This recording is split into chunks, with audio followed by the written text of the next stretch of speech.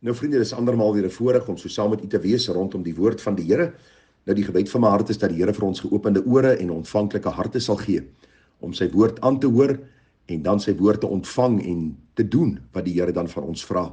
Nou ons gaan vanmôre 'n bietjie stil staan daar in die Ou Testament by die boek Daniël. Nou Daniël was 'n baie besondere man. Ons almal ken Daniël in die leeukuil. Ons ken daardie verhaal wat ons van kindsbeen af gehoor het, hoe die Here dan ook die bekke van die leeu's gesluit het en Daniël se lewe gespaar het. En hoe Daniël dan ook in hierdie ryk, hierdie Babyloniese ryk, 'n kragtige getuie was vir die Here, die God van Abraham, Isak en Jakob.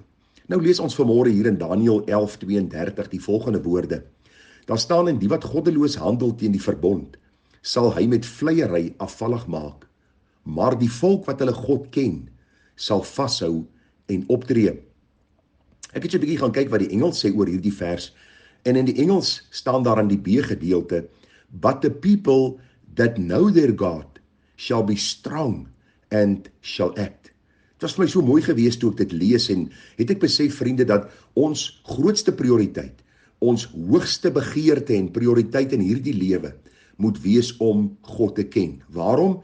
Hy is die gewer van lewe, hy is die onderhouer van lewe, hy is die skepper van hemel en aarde, hy is die bron van lewe, hy is die een uit wie en deur wie en tot wie alles geskape is. En daarom is dit belangrik dat ons hierdie God van die Bybel sal leer ken. En wil ek vanmôre vir u sê, dat om God te ken is die hoogste vorm van kennis wat die mens kan opdoen. En ons kan God nie net leer ken as ons so lukraak met God en sy woord omgaan nie. Vriende, dis nodig dat ons tyd met sy woord sal spandeer as ons hom vanuit die blaaie van die Bybel beter wil leer ken. Dink maar aan 'n liefdesverhouding. 'n Paartjie wat verlief is op mekaar, spandeer tyd aan mekaar. Later gaan dit oor na die huweliksplegtigheid waar hulle trou en hulle leef saam met mekaar in dieselfde huis en hulle word so dieselfde dat jy amper baie keer sê, maar hoorie, daai man en vrou is regtig een.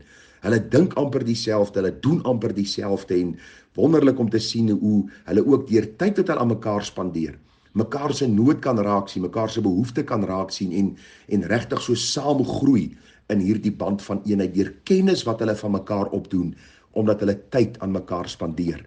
En as ons nou hierdie vergelyking kan gebruik, dan dink ek is nodig dat ons ook hierdie God van die Bybel sal leer ken, juis omdat ons hom liefhet. En daar is 4 areas wat ons dan ook sien in die Bybel, wat ons in kan groei wanneer ons kennis van die Here groei.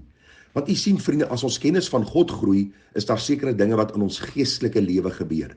Ons kan nie God leer ken en dan bly ons lewe presies dieselfde nie.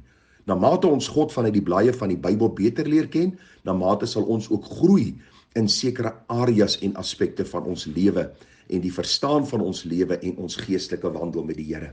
Nou die eerste area waarin ons sal groei wanneer ons die God van die Bybel leer ken, is in ons geloof. Nou vriende, dit is belangrik dat ons sal besef dat geloof is die vaste vertroue op die dinge wat ons hoop, 'n bewys van die dinge wat ons nie sien nie. Hebreërs 11 vers 1. Vers 6 sê, en sonder geloof is dit onmoontlik om God te behaag. Want hy wat tot God gaan moet glo dat hy is en 'n beloner is van die wat na hom soek. So, na mate ek deur die blaaie van die Bybel God beter leer ken, soos Daniël die 11de hoofstuk vir my leer, daar in vers 32, wat gebeur? My geloof word versterk. U sien, ek sien deur die blaaie van die Bybel dat God absoluut betroubaar is. Hy is 'n helper in tye van nood. Hy is nader aan ons as die beste vriend of vriendin wat ons ooit kan hê.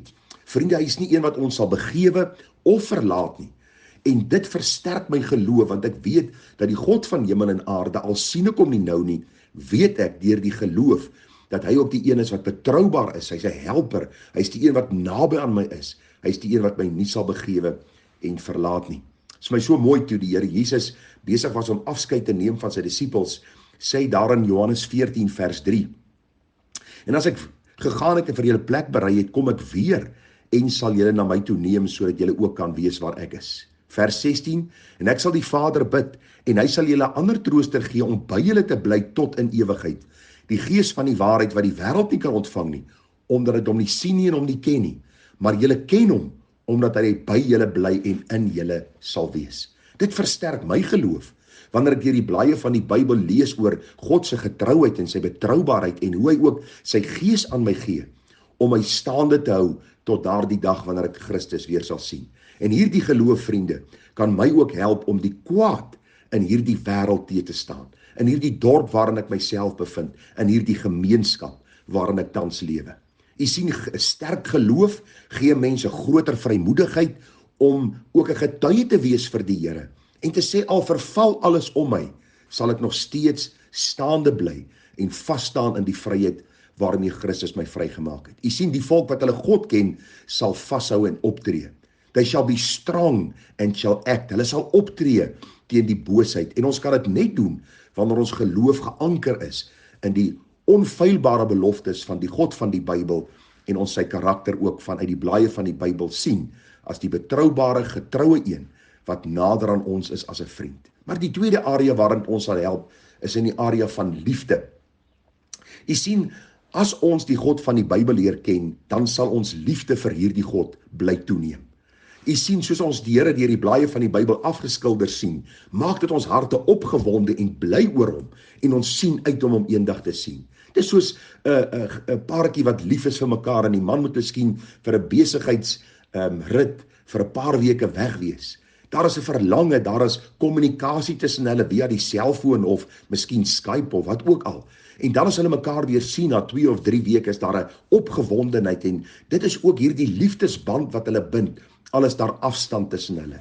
En as ons in die blaaie van die Bybel lees en ons leer God ken, dan raak ons lief vir hom, omdat die Bybel vir ons sê in Romeine 5 vers 5, en die hoop beskaam nie, omdat die liefde van God in ons harte uitgestort is deur die Heilige Gees wat aan ons gegee is. God se liefde is nou in ons.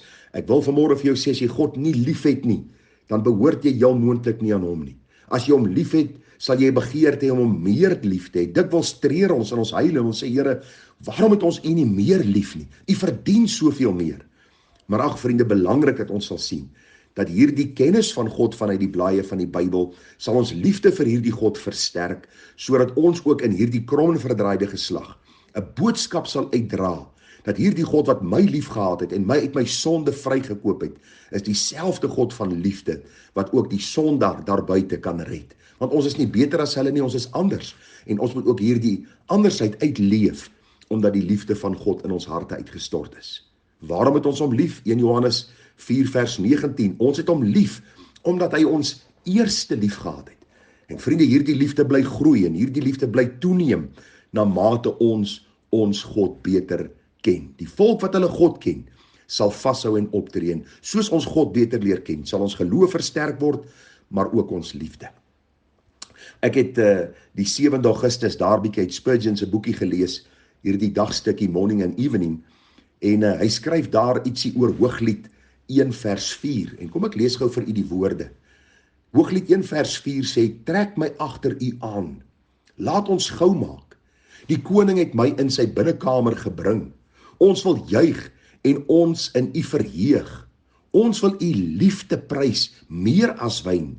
Met reg het hulle u lief. Dis my so besondere boek in die Bybel wat juis ons aanmoedig om hierdie God van die Bybel beter lief te hê. Here, trek my agter u aan, soos ek u in die blaaie van die Bybel sien, en ek sien u liefde wat in Christus daar op Golgotha vir my 'n werklikheid en 'n realiteit geword het, deurdat u my kom red het. Here, dankie vir u Heilige Gees wat in my hart woon. Dankie vir u liefde wat u oor my uitstort, u geduld, u lankmoedigheid met my. Vriende, dit wek 'n liefde wat in my hart na vore kom, en ek bly roep, Here, trek my agter u aan. Here, ek wil u moet reg lief hê. Here, ek wil u liefde prys meer as wyn. Met ander woorde, meer as die oes wat ingekom het, meer as die geld, meer as die voorregte wat u my gee, wil ek u lief hê, Here, met my hele hart, met my hele siel en met al my krag. Is dit nie wat ons gereeld bely in die kerk nie? Ons moet die Here ons God lief hê met ons hele hart, met ons hele siel en met ons hele verstand. Dit is nie iets wat ons uit dwang doen of onwillig doen nie. 'n Kind van God wat die Here liefhet, sal soos Daniël sê, Here, ek wil u ken, sodat my liefde vir u sal groei, en dan ook my liefde vir die sondaar, om hierdie sondaar voor te stel aan u, die wonderlike meester van die hemel, die redder van my siel, die een wat my getrou behoed en bewaar, en die een wat my veilig in sy heerlikheid sal aanbring. Mag die Here ons genade gee. Ons sal môre 'n bietjie aangaan met die laaste 2 gedagtes uit Daniël 11:32. Die volk wat hulle God ken, sal vashou en optree en wat dit beteken. Mag die Here vir u ryklik seën, mag hy u gebruik in sy diens tot sy eer, tot verheerliking van sy naam en tot uitbreiding van sy koninkryk. Mooi en 'n geseënde dag vir u verder. Tada!